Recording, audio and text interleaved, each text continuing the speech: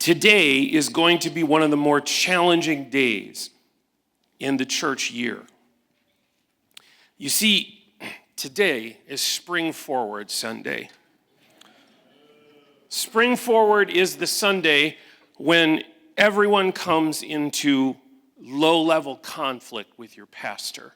You see, all of us have been trained by seminary classes that through prayer and fasting and well, at least prayer and meditation on my part, that we have extra energy, almost manic power on Sunday morning to deal with and just unleash on audiences of people. We are trained to do this, and that comes in great conflict with the audience in front of us on Spring Forward Sunday who have all lost 1 hour of sleep. Who's going to win the foot race? Is it your manic pastor who's super excited to be here with you today, or is it the very sleepy people in front of me? I don't know. We'll have to hang on and find out. And while we wait, I want to invite you to listen as I read today's scripture from Mark's Gospel, chapter 6. We're going to read this scripture. The apostles gathered around Jesus, and they reported to him all that they had done and taught. Then, because so many people were coming and going that they did not even have a chance to eat, he said to them, "Come with me by yourselves to a quiet place, and let's get some rest." So they went away by themselves in a boat to a solitary place. But many who saw them leaving recognized the disciples and Jesus, them, and ran on foot from all the towns and got there ahead of them. And when Jesus landed and saw a large crowd, he had compassion on them because they were like sheep without a shepherd. So he began to teach them many things. And by this time, it was late in the day. So his disciples came to him. "This is a remote place," the disciples said, "and it's very late. Send the people away so that they can go to the surrounding countryside and the villages to buy themselves something to eat." But Jesus answered, "You give them something to eat." This is the word of God for all of the people of God. Friends, this week, the story that we're sharing, which is taken from our Lenten devotional series that we're looking at called Meeting Jesus at the Table, this week is about what we know as the story of the feeding of the 5,000. If you spent any time in church, it should be a familiar story to you. You probably have heard this story preached several times in your lifetime. This is Mark's account of the feeding of the 5,000. It's a little different from some of the other Gospels. Mark always tells the story in a more spare way. There's less details. And Mark sets the narrative of this feeding of the 5,000 in between or as a part of two activities in the timeline of Jesus' biography. First, in the beginning of this chapter, Jesus had commissioned the 12 disciples and sent them out on their first missionary journey. And he told them, "Go and heal the sick and raise the dead and proclaim the good news of the gospel of Jesus, that I have come to establish the kingdom of God." And so they went on that journey, and as we see them beginning to, in the beginning of this passage, they are reconnecting with Jesus after this several weeks journey of going and preaching the good news throughout the area. Now, the second thing that happens is this happens right after the death of John the Baptist. And so what Mark is trying to do here, he's trying to tell us that Jesus is now the very clear leader of this revolutionary movement that is taking over for John the Baptist, and he is going to proclaim what it means to be a follower of God and to be God's people. He's going to explain that to all of the people in front of him. And the crowds followed the disciples back from some of their missionary journeys. It says that there were people that followed them as they went back to Jesus. And then Jesus said, well, let's pull away. Let's take a boat. Let's withdraw. We're going to go somewhere else. We're going to find a secluded place and we're going to catch up. He's hoping to have a private staff meeting with his disciples. And instead, even more people join the crowds, and they follow Jesus and the disciples, and they run ahead along the lake shore of the Sea of Galilee, and they find where Jesus is going to land. And as soon as they get to the place that was supposed to be their private staff meeting, they're surrounded by people. And so Jesus decides he's going to teach. And the key to his decision to begin teaching them is found in verse 34 of this passage, which says, when Jesus landed and he saw this crowd, he had compassion on them because they were like sheep without a shepherd. And so he began to teach them many, many things. So Jesus saw the people in front of him. He saw that they were there, that they were spiritually hungry, that they needed something in their lives to give them hope and a future. And he decided to teach them. Now, this is the first record of any sort of big mass teaching event that takes place in all of the Gospels, Matthew, Mark, Luke, and John. And it takes place in a wilderness setting. Remember, Jesus and the disciples got away from the towns. They went away from the towns so that they could get away from the crowd, and the crowd followed them there. And the longer Jesus taught, the more restless the crowd became. As a pastor, I really relate to that. Maybe you do too. Not unlike Arden's story about having someone who just did not feed lunch, I have often found myself in church before I did it professionally thinking, when is this going to come to an end? How much longer must we suffer, O Lord, under this tedious and lengthy exposition? How long will this person talk? And the crowds went through all of that with no food. And the sun was beginning to go the other way towards setting in the sky. And people were overwhelmed with hunger. And the disciples came and said, Jesus, let's send people to the towns. And Jesus challenged them. He said, no, you feed them. They were amazed because they said it would cost a year's wages to feed a crowd of this many people. The Bible tells us that there were 5,000 men plus women and children. That could be up to 15,000 people at the least. And all they have to feed them is the lunch that they brought with them for their staff meeting. In Mark's gospel, we aren't told that there's a little boy that has 5 loaves and 2 fish. We're just told that the disciples have 5 loaves and 2 fish. They brought their catered lunch for their staff meeting. That's all they had. And Jesus said, you feed them. And they were flabbergasted. Now, the Lenten study that this sermon series is based on tells us that hunger was a really serious problem in the first century AD. Most people that Jesus was speaking to lived on the brink of starvation. They lived very close to hungry. They didn't have sustainable food sources. They couldn't put anything in the freezer in a Cool Whip container and pull it out later, if you know what I mean, like Grandma Clouse did. So these folks lived a life that was one drought, one famine, one crop failure away from serious hunger and deprivation. And Jesus is standing there talking to them, and the disciples are told, you feed them. Now, the disciples also lived that kind of a life too. They were, many of them, before they became Jesus' disciples, they were working fishermen. They were subsistence fishermen. That meant that they got up early in the morning, they went fishing, and if they didn't fish, they didn't eat, and neither did their families. The Gospels tell us many times that Jesus came upon the disciples. They had been fishing for lengthy periods of time, and he said to them, how's it going? And they said, we've caught nothing. And Jesus miraculously helped them to find the fish. They needed it because we'd call both the disciples and the audience that day food insecure if we put a label on it in our time. So Jesus multiplied his lunch, the lunch that his staff had brought. He shared it with the people, and the people were full and satisfied, and everyone was happy. The end.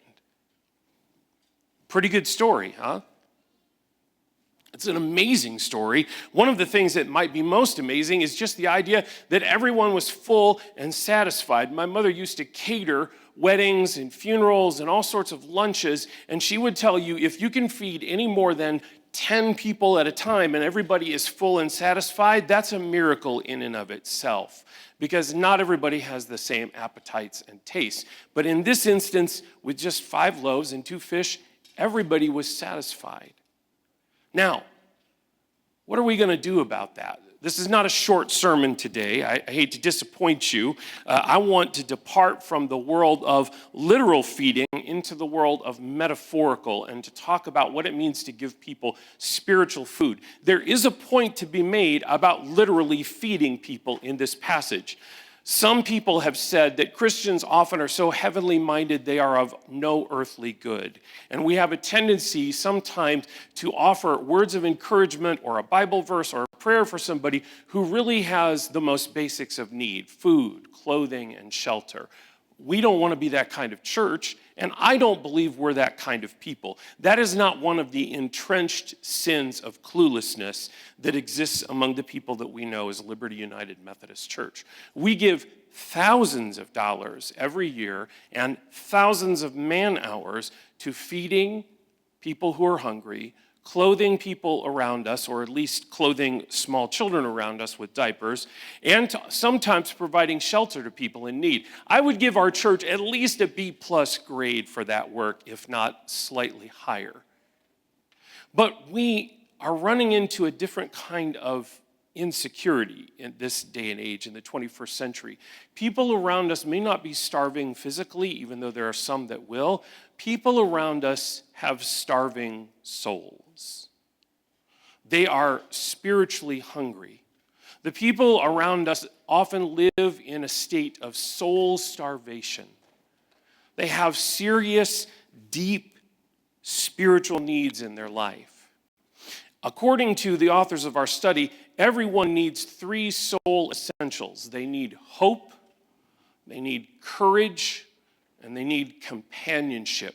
These are the soul essentials that most people need to be spiritually satisfied. They need soul-to-soul relationships with God and with other human beings. But most of us are living in a culture where there is a spiritual deficit, where there are not nearly enough real and authentic relationships that have some sort of potential redemptive component to them, where we can sit in front of a person in front of us and we can look them in the eye and we can say, "Chris, how is it with your soul? How you doing, man? How's your week been?" And we have people who are starving for that kind of authentic redemption in their lives. The prophets, years and years ago, thousands of years ago, said there would be a time like that would happen. The prophet Amos, a shepherd who God spoke to, said this: "The days are coming, declares the sovereign Lord, when I will send a famine through the land, not a famine of food or a thirst for water, but a famine for hearing the words of the Lord." And we're living in that age where there is a hunger for people for hearing the word of the Lord. And it's ironic because it's never been possible in human history to hear more people talk about the Bible in some sort of form of media than it has been right now. It's happening all the time, constantly. And it's interesting because Jesus in the first century said he looked at the people, he had compassion on them, he realized they were like sheep without a shepherd. It was an indictment of all of the preachers of his day. Thousands of people sat in front of Jesus. They had all these spiritual questions and hunger, and it was like nobody was giving them the answers. We are living in that kind of culture spiritually today. The 21st century is a time of spiritual insecurity. Most people in our country are 1 or 2 catastrophic events away from losing their faith altogether, according to what I've come to understand and study. Just like the people in Jesus' day were 1 or 2 famines away from having no source of food. People in our culture are one or two catastrophic events away in their personal lives. Demographic studies will tell us that roughly 216 million Americans claim to be U.S. Christians. And of those 216 million Americans, 43% of them say that they go to church once a month at least. But the church attendance statistics don't bear that out at all. So when people say they're a believer in Jesus and they answer on a survey, I go to church at least once a month, they're not being truthful with themselves and they're not being truthful with the person running the survey.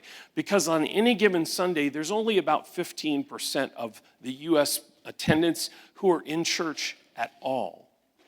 And sociologists will tell you that if you haven't been to church for some reason other than a wedding or a funeral in the last 6 months, that you are de-churched, you are disconnected, you are unchurched, you have become a non-practicing Christian.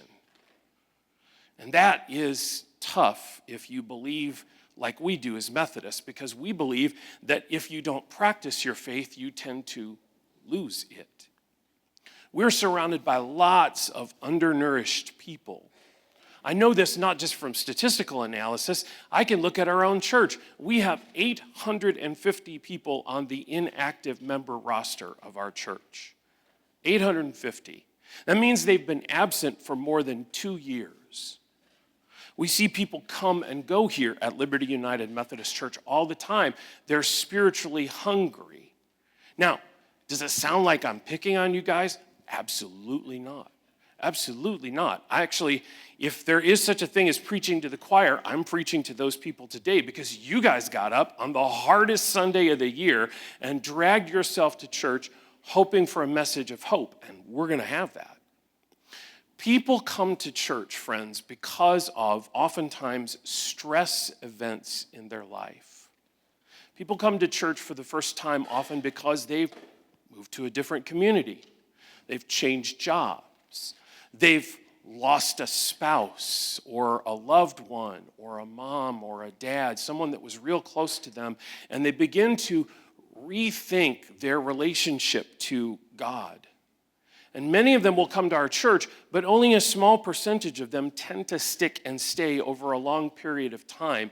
What happens when that happens? Well, one of two things happens in my experience. One, that crisis, that stressor that was in their life that brought them to church, it sometimes passes without them experiencing transforming faith in their life.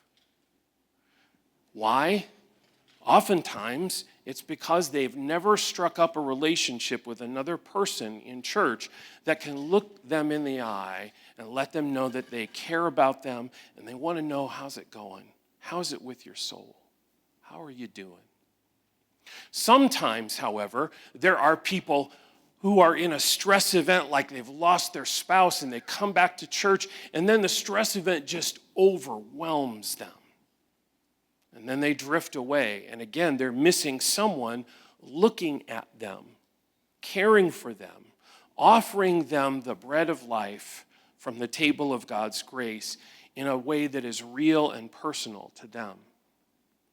Well, how can we change this dynamic? The first thing that we can do to change this dynamic is to know that the people seated in front of me, you folks are the key to helping change that dynamic. And I'll tell you why. Because I do this professionally for a living. I'm a professional minister, and I get paid by our church to do this. I am suspect, very suspect, because in our culture, we live in a time when there are lots and lots and lots of wolves in sheep's clothing, if you know what I mean. People who claim to be religious leaders who are living a really good life because they built a really big church built around their charisma, if you know what I mean. People who are pastors who are wearing several $100,000 worth of sneakers and accoutrements on Sunday morning, and they have a really big house with a pool. And I just want you to know, I'm not that kind of guy. If my sneakers did not give it away to you that I'm not living in serious, overwhelming abundance, or at least I'm not spending copiously, that's not what I'm in the business of ministry for. But there are some people that are, and because of that, the whole profession of being a pastor has become suspect. So when people are looking for a redemptive relationship, they're looking for someone who may not work for the church, because that's the mark of a church that's real and really cares about people. So how do we change this dynamic? We need to replay the tape on two parts of this story, and I'll be brief about it. First of all, it says, when Jesus landed in verse 34, and he saw a large crowd, he had compassion on them because they were like sheep without a shepherd. We have to find the ability as longtime church attenders to see people as sheep without a shepherd, to recognize that maybe they came because they are in need of something. Now, if you're here today and you've come back for the first time in a long time, or you've come here today, you know what we want you to know? We want you to know that we care about you. There are lots of people that care about you, and we want to do everything we can to have one of those kind of redemptive relationships with you, because we believe Jesus is the answer. And looking other people in the eye and caring for them is what makes Jesus real in this culture. In Matthew's gospel, it tells the story this way. It says, Jesus went through all the towns and villages, teaching in their synagogues and proclaiming the good news of the kingdom and healing every disease and sickness. And when he saw the crowds, he had compassion on them because they were harassed and helpless like sheep without a shepherd. Then he says to his disciples, the harvest is plentiful, but the workers are few. So we need to think and see and look at people differently. We need to look at people and see if they're harassed and helpless, if there's anything we can do for them. We have to develop the ability to see people like Jesus did, as sheep without a shepherd. Second thing that is different in this gospel is Jesus was leading a staff meeting with his disciples when he said this. I believe he said to them multiple times, look at the crowds, friends. He said they are harassed and helpless like sheep without a shepherd. He recognized they were starving spiritually. That's why he stopped and taught them. He fed them physically as well as spiritually. If I had a Lenten prayer for our congregation, the people that come here all the time, it would be this. My prayer would be that we would see the people around us who are in crisis. They might come to church and put on a really good show, but they really need those three elements of the soul. They need hope, they need courage, they need companionship. I pray that our leaders would see people that way. It's why people come through our doors. Now, my prayer for you is that you'll be able to see people as sheep without shepherds. The second thing we need to rewind from this passage again is verse 37, where Jesus says, you give them something to eat. One of the greatest things that you can do on behalf of Liberty United Methodist Church, not so we can grow to become some big, huge church that becomes known as some beacon of awesomeness. One of the greatest things you can do is make a contribution into the life of someone because they have a need in their life. And the need is someone who will, again, look them in the eyes and say, I care about you. You matter to me. I want to be a part of a relationship that can offer you hope and companionship and maybe some courage. And in order to do that, we'll have to embrace the dynamic where we say, okay, Lord, I will give them something to eat. Jesus could have just taken all the food from the people, from his disciples, and just multiplied it, but he didn't. He wanted to teach his disciples a lesson, so he said, you feed them, you try. It's your job too. If there's one Lenten discipline I would love for our congregation to embrace, it's this: to embrace the idea that church isn't just for you. Our church is not a resort for the abundant. Our church is a life-saving station for people who are starving for spiritual fruit in their lives. So I'm asking you to help us feed hungry people. There are way too many people in our church or who have come through our doors recently who need some sort of spiritual affirmation in their life for it to be done just by professionals. We just don't have enough. People need those three soul essentials. You don't have to have a seminary degree to offer that, by the way. You may say, Pastor Steve, well, how can we do that? we're going to offer something new in the next couple of weeks. We're going to offer some sort of a program that will help us to be able to do a little bit of spiritual triage on people, to be able to help people who are spiritually hungry, to connect with them, help them connect with groups, help them connect with ministries, maybe go on some coffee dates with them to say, hey, how's it going in your life? How can we make a difference in your life? And I want to encourage you to prayerfully consider being a part of those invitations when they're extended to you, because you could help feed someone else's soul spiritually. I'm praying that you will listen for God's call in your life and prayerfully discern the opportunity that it's in front of you. I pray that we will see the people around us who are harassed and helpless, stuck in the wilderness without spiritual food.